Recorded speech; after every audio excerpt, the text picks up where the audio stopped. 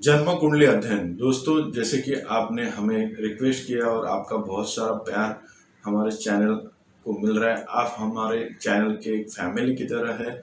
हम चाहते हैं हर एक का जो है वो कुंडली अध्ययन जल्द से जल्द हो जाए और उनको अपने उपाय समझ जाए, ताकि वो भी अपने उपाय करके कुछ अपना लाइफ में सुधार कर सकते हैं।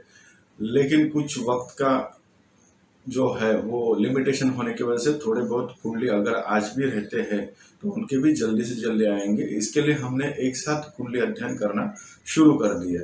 तो आप थोड़ा निश्चिंत होके अभी आपका जो भी है जन्म कुंडली अध्ययन जल्दी से जल्दी हम आप तक पहुंचाने का कोशिश कर रहे हैं। उसके लिए हमें सहयोग दें और आपसे विनती है कि आप सब्र रखें, ताकि सब्र का फल मीठा भी तो होता है।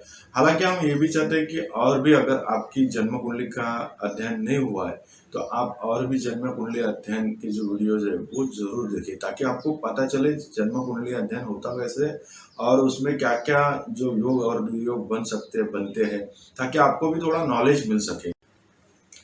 ये तो वीना काबरा जी है जिन्होंने अपने पुत्र के बारे में हमें डिटेल दिए है और ये जानना चाहते हैं इनका विवाह कब होगा। ओके, शादी कब होगी ये जानना चाहते हैं। इनका डेट ऑफ बर्थ है इनके पुत्र का 16 नवंबर 1988 यानी 88 और टाइमिंग है 6:15 शाम का। और गुना जो है प्लेस, अभी गुना जो है वो इंडिया में ही आता है। हाँ, तो ओके, ये गुना तो मिल गया हमें। तो गुना करके प्लेस है, कोई जगह है, बर्थ प्लेस है वो, वहाँ पे इनका जन्म हुआ है। तो और ये जानना चाहते हैं कि इनका शादी कब होगा। ओके, आपके कुंडली जो पुत्र की कुंडली जो बनती है वो है वृषभ लग्न की और लग्नेश बनते हैं शुक्र, जो विवाह सौख्य के कारक है। विवाह के कारक गुरु होते जो देवता के गुरु बृहस्पति है, और विवाह सौख्य के जो है कारक ग्रह है वो होते हैं शुक्र। तो उनके लग्नेश है वो शुक्र ही है और शुक्र की दूसरी राशि 6वें भाव में है, यानी षष्ठेश और लग्नेश बन के शुक्र विराजमान है पंचम स्थान में। ठीक है, लेकिन अभी यहाँ पे एक जो चीज़ है वो आपको करनी होगी। तो ये उपाय हम सूचित कर रहे हैं आपको, उसके बाद हम देखेंगे योग कभी। तो यहाँ पे देखिए लग्न में गुरु विराजमान है वृषभ राशि में। गुरु अगर लग्न में होता है तो जो है हर कुंडली की निगेटिविटी की जो भी है वो निकाल लेता है, यानी कुंडली के जितने भी दोष है वो निकालने का काम गुरु करते हैं। अगर गुरु केंद्र में हो तो, यानी ये केंद्र में है, प्लस पॉइंट है। लेकिन गुरु खुद अगर बलहीन है, यानी उनको बल नहीं है, तो ये नहीं कर सकते ये, क्योंकि उनके ऊपर लिमिटेशन आ जाता है। तो ये जो है गुरु है यहाँ पे वक्री है, लग्न में बैठे हैं, तो इसकी वजह से उनको बल नहीं मिल रहा है। तो गुरु की पुखराज आपको जरूर धारण करना होगा। उसके बाद रवि को अर्घ्य देना है, सुबह उठ के जल प्रदान करना है इनको, क्योंकि रवि जो है वो सप्तम स्थान में विराजमान है अपने ही मित्र मंगल के राशि में, और यहाँ पे जो मंगल है वो विराजमान है लाभ स्थान में। चलो अभी देखिए, रवि जो है सप्तम स्थान में विराजमान होते थोड़ा बहुत ही तकलीफ देय होता है। गुरु की उनके ऊपर दृष्टि अच्छी चीज़ है गुरु, लेकिन जो है वो बलहीन है, यानी उनको बल नहीं है क्योंकि वो वक्री है। तो इसके लिए पुखराज उनको जरूर धारण कर दीजिए। चंद्रमा और गुरु का नव पंचम योग बनता है जो भाग्येश और लग्नेश की राशि से यानी स्थान से बन जाता है। तो ये काफ़ी अच्छा है दोनों के लिए, गुरु और चंद्रमा के लिए। तो लेकिन गुरु को आपको बल देना होगा। चंद्रमा जो भाग्य स्थान में विराजमान है, शनि के राशि में विराजमान है, तो चंद्रमा भी कुछ हद तक थोड़ा कमजोर हो जाते हैं। तो शनि है वो भाग्येश होके और कर्मेश होके अपने से पीछे चले गए, यानी भाग्येश के पीछे यानी अष्टम स्थान में आ जाते हैं शनि भाग्येश होके वो विराजमान है अष्टम स्थान में। तो हर चीज में विलंब करना ये तो शनि की फितरत है, आदत है, स्वभाव है। ऊपर से वो खुद के पीछे चले गए तो ये द्विद्वाश योग भी बनता है, जो अवयोग होता है। हर चीज में देरी विलंब करना ये तो बनता है। दूसरा, इनके जो कर्मेश और भाग्येश बन के शनि जो है विराजमान है अष्टम स्थान में, तो ये अवयोग होगा। भाग्य में काफ़ी इनको मशक्कत करनी पड़ेगी, यानी उनको अगर कोई भी चीज़ करनी है तो डिले तो हर चीज़ में दिखा देता है, दर्शा देता है ये कुंडली। तो इनका डेट ऑफ बर्थ जो है 88 के है, यानी लगभग 33 ईयर्स के आसपास का इनका उम्र है। लेकिन ये विलम्ब शादी में या अभी तो ठीक है, ये अभी तक एज ठीक ठाक ही है, इनका चल रहा है, कोई प्रॉब्लम नहीं है। लेकिन विलम्ब होना ये दर्शाता क्या क्यों है, क्योंकि शनि की राशि जो है वो भाग्य में है और शनि खुद उसके पीछे है। और ये भी जब ये पैदा हुए थे तभी ये लगभग 7.5 जैसा योग ये बन गया था इनकी कुंडली में। तो अभी फिलहाल भी है जो 7.5 इनको चल रही है, क्योंकि चंद्रमा जो है वो मकर राशि में है और शनि खुद भी मकर राशि में। तो 7.5 की जो बीच का पीरियड है 2.5 साल वो चालू है। उसके बाद उसके बाद वो अपने अगले राशि में जाएंगे, कुंभ। हालांकि वहाँ पे राहु विराजमान में थोड़ा तकलीफ वाला काम है, लेकिन अपने ही राशि में शनि आ जाने की वजह से थोड़ा तकलीफ कम देंगे। देखिए, आपको कुछ पहला हम उपाय सूचित करते हैं जिससे कि आपको शादी में यानी शादी करवाने में तकलीफ नहीं होगी। तो कुछ उपाय आपके कुंडली के लिए, यानी आपके बच्चे के यानी लड़के के कुंडली के लिए, वो है गुरु है, उसको पुखराज आप जरूर धारण कीजिएगा। और पुखराज, अच्छा ठीक है, यहाँ पे आप जो गुरु है उनका पुखराज सिर्फ धारण मत कीजिए। आप क्या करिए, आप गुरु और शनि का एक रत्न आता है जिसको हम बोलते हैं पुकनील, यानी उसमें गुरु का और शनि का कॉम्बिनेशन आ जाता है। तो वो एक ही स्टोन में मिल जाता है, यानी वो अलग अलग गुरु के लिए येलो और शनि के लिए ब्लू, ऐसा 2 शेड में वो एक ही रत्न आ जाता है जिसको हम बोलते हैं पुकनील, यानी शनि युक्त गुरु या गुरु युक्त शनि, यानी गुरु और शनि के दोनों कॉम्बिनेशन उसमें हो जाते हैं। तो वो रत्न धारण करने को जरूर बोलिए आपके लड़के को। और दूसरा, चंद्रमा का मोती भी धारण कर सकते हैं छोटी उंगली में। और पुखराज नीलम युक्त पुखराज जो हमने बताया पुकनील, वो आपको जो है ये गुरु की उंगली में पहनाना है। तो ये आप कर लीजिए, आपके थोड़े प्रॉब्लम सॉल्व होते जाएंगे। अभी आपको उपाय जो करने हैं दूसरे, वो है कि मंत्र जाप करने हैं। ये आपको लड़के को करने हैं, आपको नहीं। तो वो है भूत का मंत्र इनको बोलना पड़ेगा। प्रियम कुकलिका क्षमम रूपेण प्रतिमम बुधम सौम्यम सौम्य गुणोपेतम तम बुधम प्रणाम्यहम्। उसके बाद गुरु का मंत्र है देवानांच ऋषिनांच गुरुम कांचन सन्निभम बुद्धिभूतम त्रिलोकेशम तम नमामि बृहस्पति। उसके बाद रवि का जो है उनको अर्घ्य देना है, रवि को जलार्पण करना है। उस वक्त उनको ओम घृणी सूर्याय नमः ये 21 बार मंत्र बोलना है। उसके बाद जो है मंगल का मंत्र धरणी गर्भसंभूतम विद्युत कांति समप्रभम कुमारम शक्तिहस्तम च मंगलम प्रणाम्यहम्। उसके बाद शनि का मंत्र नीलांजना समाभासम रविपुत्रम यावाग्रजम छाया मार्तंड संभूतम तम नमामि शनिश्चरम।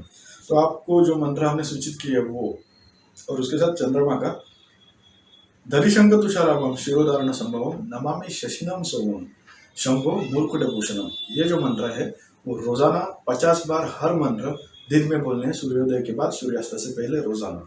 ये 5 मंत्र आप अगर बोलते हैं, यानी आपका लड़का अगर बोलता है, तो आपके जो प्रॉब्लम है शादी के लिए और भी भाग्य। देखो, शनि का मंत्र बोलने से क्या होगा, शनि की जो पुखनील यानी गुरुयुक्त नीलम पहनने से क्या होगा, इनके भाग्य में वृद्धि होगी। हर चीज जो विलंब होता है वो ठीक टाइम पे होना शुरू हो जाएगा, लेकिन कुछ वक्त लगेगा। ऐसा नहीं कि अंगूठी पहना और मंत्र जाप शुरू किए तुरंत हो जाता है, थोड़ा बहुत देना पड़ता है, क्योंकि ये जो दोष है वो जन्म से आ जाते हैं, जब भी उनका जन्म हुआ तभी से। तो ये तो शांति तभी करनी होती है, यानी ये जो सब है तभी से करने होते हैं। लेकिन हमने देर की, कोई चीज़ कोई प्रॉब्लम नहीं, अभी भी जो है आप शुरू कर सकते हैं ये मंत्र जाप।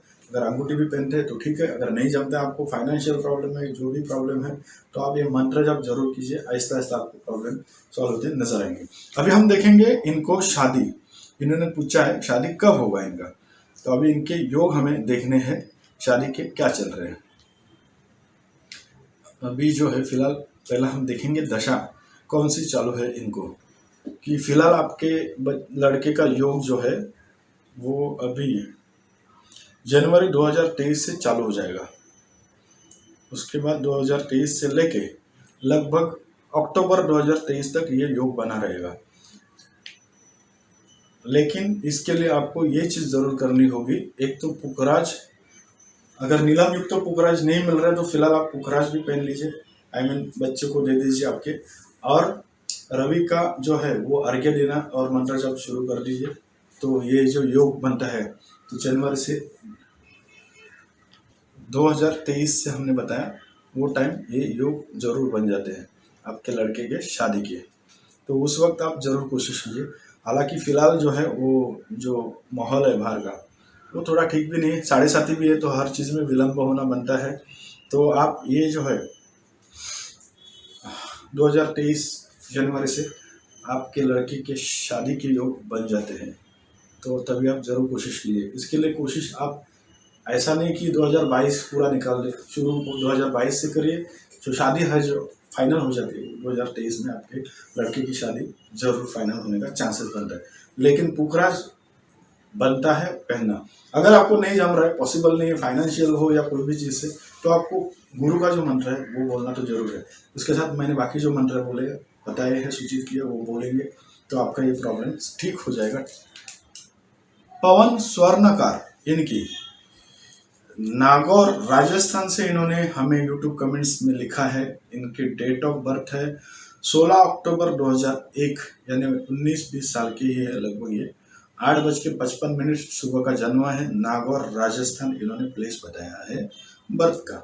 तो चलिए जानते हैं इनके प्रश्न क्या है। तो इन्होंने प्रश्न पूछे है इनकी, हाँ, इनका लग्न इन्होंने दिया है लिब्रा है, यानी कि तुला लग्न है, और राशि जो है इनकी वो है कन्या। इन्होंने क्वेश्चन पूछे है eyesight weak issue and short height problem. देखिए दोस्त, पहला तो जो शॉर्ट हाइट आपने लिखा है, चलो आपको तकलीफ है, आपने लिखा है कोई प्रॉब्लम नहीं, लेकिन शॉर्ट हाइट है उसकी वजह से आप अपने आप को निगेटिव महसूस मत कीजिए। क्यों मैं बता रहा हूँ, क्योंकि भगवान ने जैसा हमको बनाया होता है, जिस तरह से हमको मतलब धरती पे भेजा होता है, तो कुछ अपने भी जो भी है समझो गलतियां होगी या कुछ होगी, क्योंकि भगवान तो गलती ऐसा तो करते नहीं। जो भी अपने कर्म है उसके वजह से हमें जो रंग रूप मिलता है, हमें जो आगे का जीवन मिलता है, तो कुछ रहेंगे ऐसे प्रॉब्लम जिसके वजह से ये चीज़ आपकी दर्शाती है, लेकिन उसके लिए आप कमी महसूस न करना। आपको इसके लिए उदाहरण देता हूँ। एक आप अगर ये YouTube पे एक सर्च करेंगे, छोटू दादा करके किरदार है उनका, एक कोई तो चैनल है YouTube पे, और वो छोटू दादा है, वो उसमें मेन भूमिका करते हैं। हर एक वीडियो में छोटा छोटा सा ये शॉर्ट कॉमेडी या फनी वीडियोस रहते हैं उनके, और उसमें जो छोटू दादा जो दिखाए हैं वो उनकी भी हाइट छोटी है, लेकिन उन्होंने उसका सही इस्तेमाल किया कॉमेडी में, और उसके वजह से इनके चैनल में मिलियंस जो है व्यूज होते हैं। यानी कि इन्होंने अपने हाइट, उन्होंने ऐसा नहीं सोचा मेरी हाइट छोटी है तो मैं क्या करूँ, नहीं, इन्होंने उसका इस्तेमाल किया, कॉमेडी वीडियोस बनाने शुरू किए, जो शॉर्ट पीरियड के वीडियोस है। आप अगर चैनल उनका छोटू दादा सर्च करते यूट्यूब पे तो आपको मिल जाएगा ये। तो ये बड़ी बात है उनके लिए, और उनसे काफ़ी कुछ सीखने जैसी भी चीज़ है कि उन्होंने ऐसा करने के बाद उनको जो कामयाबी मिली है वो बेहिसाब है, बेमिसाल है, क्योंकि उनके व्यूज़ जो है लाखों करोड़ों में है अगर आप देखेंगे तो उन्होंने ये तो नहीं सोचा था कि मेरी हाइट कम है तो मेरा क्या होगा। तो पहला तो चीज़ ये निगेटिविटी आप निकाल दीजिए मन से कि आपको हाइट का प्रॉब्लम है, जो है ठीक है, जिसका आप इस्तेमाल उसको ढाल बना के यूज़ करना सीखिए, तो आप ज़रूर ज़िंदगी में आगे बढ़ जाएंगे। ठीक है। उसके साथ और आपने एक क्वेश्चन पूछा कि आई साइड वीक, ये जो है तकलीफ हो सकती है, तो अभी ये क्यों है वो हम अपनी कुंडली में देखेंगे। कुंडली में जो है क्या ऐसा रीज़न है जिसके वजह से आपकी हाइट भी शॉर्ट है। तो पहला तो देखिए, तुला आपका लग्न है, तुला और यानी लग्नेश और अष्टमेश बनते हैं शुक्र, जो कि विराजमान है व्यय स्थान में यानी विनाश के भाव में। तो इसके वजह से यह अवयोग होता है, और लग्न जो है वो अपना रंग रूप स्वभाव ये सब दर्शाता है, किस तरह से आप बनेंगे, किस तरह से आपकी पर्सनैलिटी होगी। तो वो उसके स्वामी जो बनते हैं वो खुद शुक्र बनते हैं, जो कि सौंदर्य के कारक भी है ग्रह, यानी शुक्र जो है वो उससे इंसान काफ़ी अच्छा दिखता है, मतलब ये सब चीज़ें होती है, क्योंकि शुक्र जो है वो बहुत ही शुभ ग्रह है, लेकिन वो खुद विनाश के भाव में यानी व्यय स्थान में जाने की वजह से ये यहाँ पे कुछ ना कुछ कमी दर्शाते हैं। अपने जो शरीर में बोलो या फिर कोई भी चीज़ से शरीर में बीमारी होना या वीकनेस आना या जो भी है, मतलब कोई चीज़ की कमी ये दर्शाता है ये योग। तो ये एक रीज़न हो गया कि आपकी जो हाइट है वो कम है, शायद आपने लिखा है। दूसरा, शनि से अगर लग्न का संबंध बन जाता है, यानी कि शनि की अगर दृष्टि लग्न भाव पे आ जाती है या किसी भी तरह से लग्न से शनि का जो है संबंध आ जाता है, तभी भी ये प्रॉब्लम हो जाता है। तो अभी देखिए पहला, लेकिन जरूरी नहीं कि सबके साथ ऐसा होता है, उसमें कोई भी चीज़ बनने के लिए 2-3 चीज़ें कार्यरत मतलब काम करती है। तो एक तो पहला बताया लग्नेश व्यय स्थान में गया है, वो अष्टमेश भी है, ये अवयोग हो गया। दूसरा रीजन है शनि जो है वो शुक्र की ही दूसरी राशि वृषभ वहां पे विराजमान है और वो अष्टम स्थान में विराजमान है। शनि अष्टम स्थान में अच्छे माने जाते हैं, वो अपने ही गुरु शुक्र के राशि में है। शनि के जो गुरु होते हैं वो शुक्र है, लेकिन वहां पे वो वक्री है, यानी वक्री होने की वजह से उन्होंने क्या काम किया, एक तो लगने से संबंध भी हो गया उनका, और दूसरा कि वो वक्री होने की वजह से कुछ ना कुछ ये कमियां दिखा देते हैं। तो कोई चीज नहीं। दूसरा देखिए आपके भाग्य स्थान में राहु और गुरु का चांडाल दोष है, तो इससे आपको धोखा होना या बहुत कुछ ऐसी चीजें है, पैसा फंसना, ये सब चीजें दर्शाते हैं। तो आपको सावधानी से काम करना होगा, डरने की कोई बात नहीं। हम उपाय भी बता रहे हैं और आपको भी उपाय करे न करे कोई भी पॉजिटिवली और अच्छे से सोच समझ के काम करना है और कॉन्फिडेंसली करना है, कोई भी चीज को निगेटिव लेके नहीं करना है। मंगल और केतु का अंगारक दोष भी बनता है, राहु और गुरु का भाग्य में चांडाल दोष बनता है, उसके वजह से पैसा फंसना, धोखा होना, ये चीजें दर्शाता है। लेकिन राहु और गुरु में अंतर जो है, फासला है, ज्यादा है, तो इतना प्रॉब्लम नहीं, लेकिन फिर भी एक ही राशि में होने की वजह से ये योग थोड़ा बनता है। तो शनि जो है वो वक्री है, उसके वजह से थोड़ा तकलीफ वाला काम हो जाता है, जो हाइट का बताया वो। अभी हम देखेंगे आई साइड में इनका प्रॉब्लम क्यों है, यानी आंखों में। तो जो द्वितीय भाव होता है कुंडली का और 12वां भाव यानी व्यय भाव और धन भाव, ये दोनों जो है लेफ्ट और राइट के जो दृष्टि यानी आंखें है उनके कारक स्थान है। तो उसके स्वामी देखते हैं कहाँ कहाँ पे। जो धन स्थान के स्वामी बनते हैं वो बनते हैं यहाँ पे मंगल, यानी वृश्चिक राशि आ जाती है वहां पे धन भाव में, और वो विराजमान है अपने से आगे। बहुत अच्छी चीज है, अपने राशि से अगर कोई ग्रह आगे जाता है तो ये प्लस पॉइंट होता है, लेकिन वो केतु के साथ विराजमान है, तो यहाँ पे वो अंगारक दोष बन गया है। तो इसके वजह से एक चीज कि ये थोड़ा आंखों को कमजोर करने का काम करता है। दूसरा, जो व्यय स्थान है, व्यय स्थान में भी अगर कुछ ज्यादा ग्रह होते हैं या कुछ ज्यादा ऐसे कुछ समझो रवि वगैरह आ जाते हैं या चंद्र भी आ जाते हैं, क्योंकि रवि और चंद्र भी ये जो दो ग्रह है वो कारक है दृष्टि के, तो उस वक्त भी आंखों का प्रॉब्लम होता है। तो इनका व्यय स्थान में देखिए रवि है, चंद्रमा भी है, बुध है और शुक्र भी है। बुध है जो वक्री है, रवि है वो लगभग 29 डिग्री पे है, तो ये बलहीन हो जाते हैं, और ऊपर से व्यय स्थान में है। तो रवि व्यय स्थान में अगर होते हैं और वो भी लाभेश बन के, तो थोड़ा बहुत ये दृष्टि में आपको तकलीफें दिखाता है, ये आपकी कुंडली बयां कर रही है। अभी आपको इसके ऊपर उपाय ही देख लेंगे ज्यादा से ज्यादा। पहला शुरू से क्या करेंगे, गुरु और राहु का जो चांडाल दोष बनता है उसकी आप शांति कर सकते हैं। केतु और मंगल का अंगारक दोष है उसकी भी शांति आप कर सकते हैं कोई कर्मकांडी पंडित से। शनि को आपको ठीक करना है, शनि जो वक्री है उसके लिए आपको शनि का मंत्र हम सूचित करते हैं। उसके अलावा आपको जो रत्न है वो रत्न कौन से पहनने हैं वो आपको बताता हूँ। एक तो आपको पुखराज पहनना है, दूसरा आपको पहनना होगा बुध का पन्ना और शुक्र का जरकन, जिरकॉन बोल सकते हैं, जरकन बोल सकते हैं, या ब्लू जिरकॉन, जिससे शनि का भी आपको जो अवयोग है वो निकल जाएगा, अष्टम स्थान में हो, और शुक्र का जो है वो भी तकलीफ आपकी प्रॉब्लम सॉल्व हो जाएगी। अभी इसके साथ अगर ये आपको नहीं जम रहा है, ये शांति वगैरह ठीक है, ये शांति बिंदी आप बाद में कीजिए, हो सके तो रत्न धारण कीजिए। ये सब नहीं फिलहाल जम रहा है आपको तो मंत्र जप शुरू कर दीजिए। उससे मैं ये तो नहीं बोल सकता हूँ कि आपकी हाइट अचानक बढ़ जाएगी, हालांकि अभी आपकी उम्र लगभग है,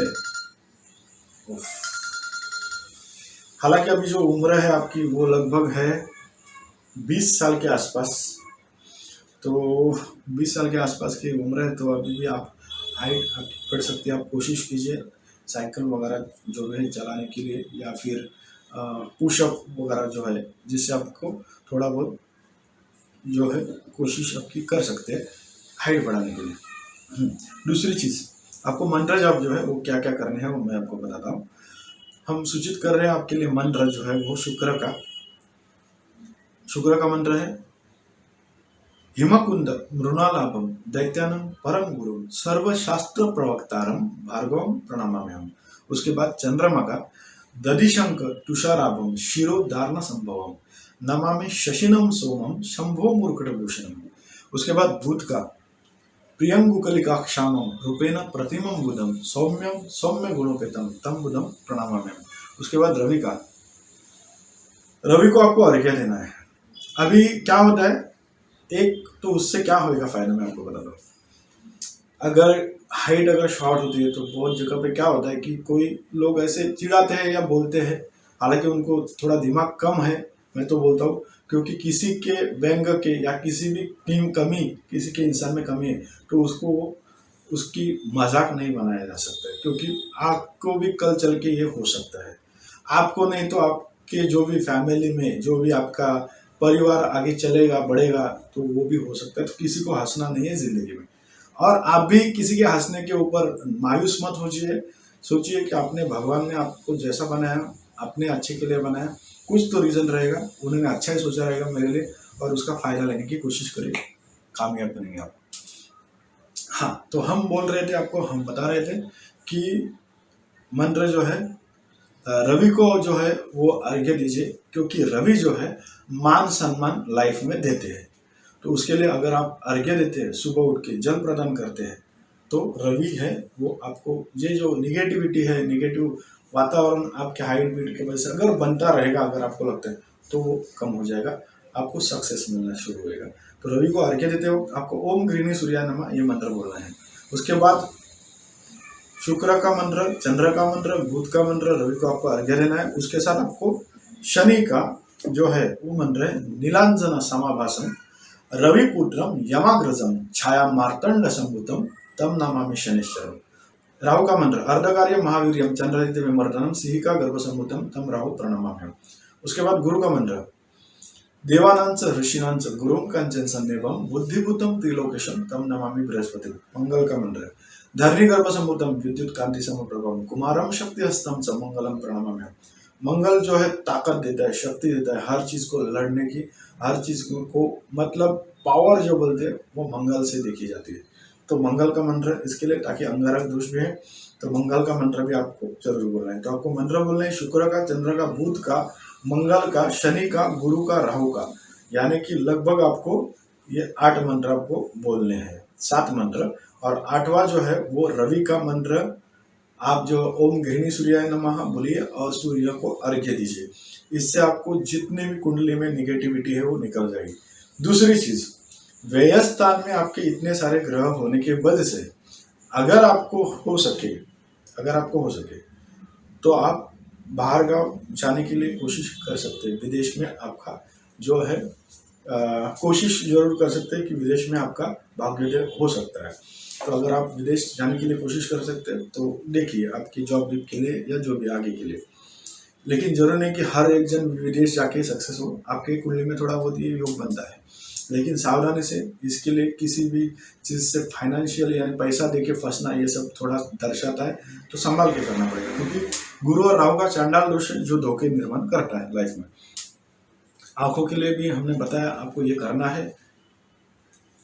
चंद्रमा और रवि इनका मंत्र आपको मैंने बताया है, और जो आपको नेगेटिविटी है लाइफ में वो सब निकल जाएगी अगर आप उपाय करते हैं तो। तो चलिए चलते हैं आगे के जन्म कुंडली के ऊपर। उसके बाद की जन्म कुंडली है वो है परमजीत सिंह। इन्होंने लिखा है विदेश योग और जॉब प्लीज, यानी इनको जॉब के बारे में जानना है और विदेश योग क्या है इनके लाइफ में ये जानना है। जो कुंडली जो बनती है वो बनती है मिथुन लग्न की, और इनके लग्नेश जो है वो बनते हैं बुध, जो कि विराजमान है सप्तम स्थान में। ठीक है, अच्छी चीज़ है, कोई प्रॉब्लम नहीं, क्योंकि बुध सप्तम स्थान में बैठ के जो है वो लग्न के ऊपर उनकी दृष्टि आ जाती है, जो कि शुभ है, और लग्न को ये मजबूत करने का काम करेंगे। दूसरे इनके जो भाग्येश है वो शनि है, और शनि की राशि जो है 11वीं, वो भाग्य स्थान में विराजमान है। इनके राशि में कुछ अवयोग है, वो पहले हम देखेंगे, ताकि इससे उनको जॉब के बारे में तकलीफें जो आना वो है वो एक जो कम हो जाएगी, और विदेश जाने का भी योग बनता है कि नहीं, ये भी हम देखेंगे। तो जॉब के लिए देखा जाता है, यहाँ पे देखिए जो कि कुंडली का 10वां भाव होता है, यानी कि कर्मस्थान, वहां पे जो विराजमान है वो गुरु की राशि विराजमान है मीन, और गुरु जो है वो कर्मेश और सप्तमेश बन के विराजमान है रोग रिपु और शत्रु, यानी 6वें भाव में। ये अवयोग हुआ, तो इसके लिए आपको जॉब में तकलीफ थोड़ा बहुत आ सकता है, जॉब आप अगर करते भी है तो, और जॉब नहीं लगा है तो जॉब मिलने के लिए भी, क्योंकि जो कर्मस्थान की यानी जहाँ से हम जॉब देखते हैं, और व्यापार के भी, और यहाँ तक कि शादी के लिए भी जो है थोड़ा यह अवयोग बनता है, क्योंकि वो जो भाव के स्वामी बनते हैं वो गुरु है, और गुरु यहाँ पे रोग रिपु और शत्रु के भाव में जाने के बाद वहाँ पे अपने मित्र रवि के साथ विराजमान है, ये ठीक है, लेकिन यहाँ पे केतु भी है विराजमान, और रवि और केतु 6वें भाव में होके ये जो है ग्रहण दोष निर्माण करता है, और गुरु और केतु का बन जाता है चांडाल दोष। तो ये थोड़ा बहुत तकलीफ वाला काम हो सकता है। बाहर गाँव जाने के लिए जो है, हालांकि केतु अपनी राशि में है, और राहु जो व्यय स्थान में बैठे हैं वो शुक्र के राशि में, अपने गुरु शुक्र के राशि में है और वो उच्चक है, तो बाहर गाँव जाने के लिए कोशिश कर सकते हैं, लेकिन आपको ये जो है वो ठीक करनी चाहिए ये चीज़ें। तो रवि और गुरु इनके लिए आपको जो है ठीक करना होगा। आपको स्पेशली आपको माता पिता का आदर करना होगा, उनको मान सम्मान देना होगा। अगर आप माँ बाप यानी माँ पिता का अगर आशीर्वाद लेते हैं तो ज़िंदगी में आपको कोई भी तकलीफ नहीं आएगी।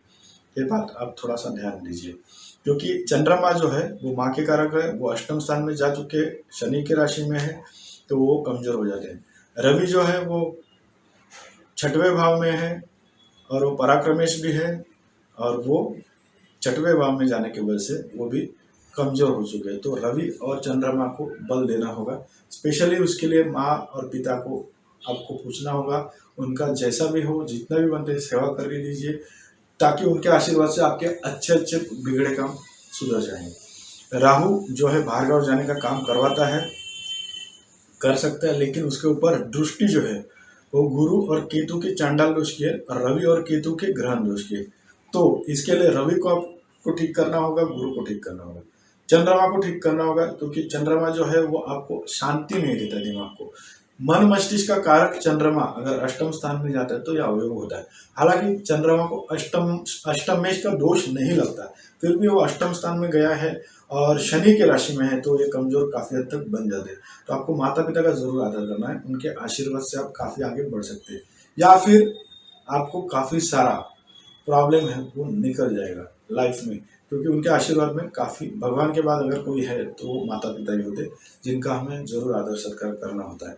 और देखिए यहाँ पे सप्तम स्थान भी है, वो थोड़ा सा पाप कर्तरी यानी सप्तम स्थान भी है, वो थोड़ा बहुत दूषित यानी कि थोड़ा बहुत तकलीफ वाला है। ठीक है, चलो हम देखते हैं इनका जॉब के बारे में। हमने बताया कि गुरु को ठीक करिए तो आपको जो है जॉब का प्रॉब्लम थोड़ा बहुत सॉल्व हो जाएगा। दूसरा, आपको विदेश जाना है तो विदेश जाने के लिए पहला तो हम दशा देखेंगे कौन से, लेकिन विदेश जाने के लिए आप अनाप शनाप कोई भी कार्य न कीजिए। अनाप शनाप मतलब क्या है कि अगर आप बाहर गाँव जाते हैं तो भी आपको शांति से और ठीक तरह से काम करना है, क्योंकि कुछ योग अवयोग भी है आपकी कुंडली में जो कि तकलीफ वाले काम कर सकते हैं।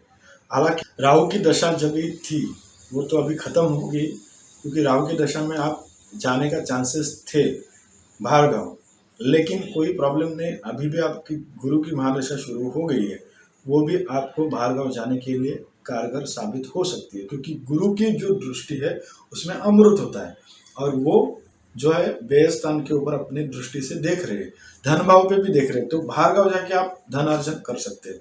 ये चीज यहाँ पे दर्शाती है। और योग जो है आपके गुरु की महादशा में शुरू हो चुके हैं, तो यहाँ पे भी आप बाहर गाँव जाने का देख सकते हैं, लेकिन उसके लिए गुरु को आपने जैसा बताया मजबूत करना होगा। और गुरु की जो दृष्टि है वो आपकी कर्म स्थान पे यानी जॉब के ऊपर होने की वजह से ये थोड़ा प्रॉब्लम सॉल्व करेंगे। व्यय स्थान के ऊपर यानी जो जिसमें हम परदेश जाने का भी स्थान जो देखा जाता है वो, और परदेश जाते क्यों है, कोई लोग टाइम पास के लिए नहीं जाते, एक तो ऐसा बिजनेस वीजा या फिर घूमने फिरने जाते हैं वो छोड़ो, लेकिन स्पेशली जो वहाँ पे बसने जाते हैं तो काम करने के लिए जाते हैं, क्योंकि अगर वहां पे जाना है तो धन अर्जन करने के लिए जाते हैं। तो धन भाव पे भी गुरु की दृष्टि होने के वजह से आपका ये योग शुरू हो चुका है। पहला चीज तो गुरु की आपकी दृष्टि जो है कर्म स्थान पे है यानी कि जॉब, व्यय स्थान पे है यानी कि परदेश, और धन पे ऊपर है यानी परदेश जॉब के लिए जा सकते हैं और धनार्जन के लिए जा सकते हैं, मतलब जॉब करके धनार्जन परदेश जाके आप कर सकते हैं, इसका ये मतलब हो। उसके लिए गुरु को स्ट्रॉन्ग कीजिए पहला तो। उसके लिए सबसे पहला गुरु का पुखराज एक पहनना जरूरी है आपको, वो जरूर धारण करिए। अगर वो धारण करते हैं तो आपको काफी लाइफ में प्रॉब्लम सॉल्व होंगे।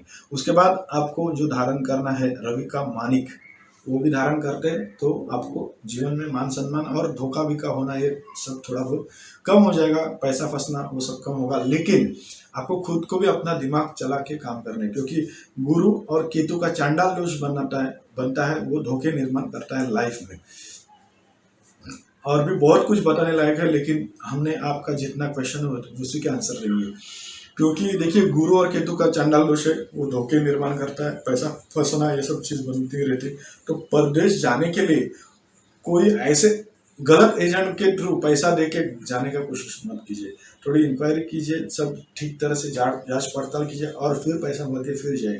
क्योंकि इसके लिए मैंने ये बताया आपको, क्योंकि गुरु और केतु का जो चांडाल दोष है उसकी भी दृष्टि जो है वो व्यय स्थान पे यानी परदेश का जो भाव होता है जाने का वहां पे, तो वहां पे जाने के बाद भी पहले तो आपको वहां पे जाके आप कहाँ रह सकते हैं, क्या सब चीज का अच्छे से छानबीन करके ही आपको करना है, तो आपको धोखे कम हो सकते हैं। उसके साथ जो उपाय हमने बताया वो आप करते हैं तो आपको निश्चित होके जा सकते हैं।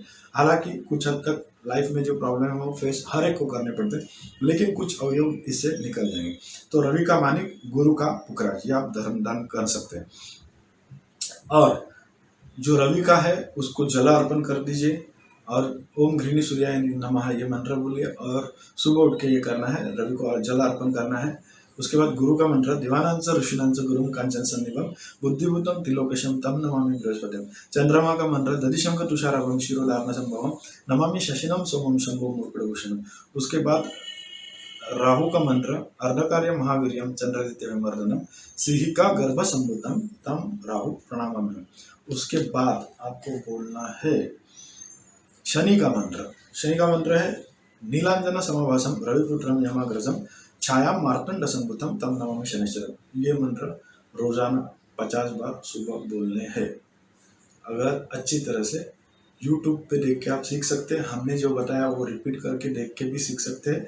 और ये ग्रह जो मंत्र है वो नवग्रह स्तोत्र में आपको मिलेंगे, जो कि एक छोटा सा बुक आता है, उसमें आप देख के ये जो मंत्र है वो शुरू कर दीजिए बोलना दिन में 50 बार। और दिन में सूर्योदय के बाद सूर्यास्त से पहले कोई भी एक टाइम फिक्स करके आप बोल सकते हैं, रोजाना बोलेंगे, आपको आपके लिए अच्छे रिजल्ट आपको मिल जाएंगे।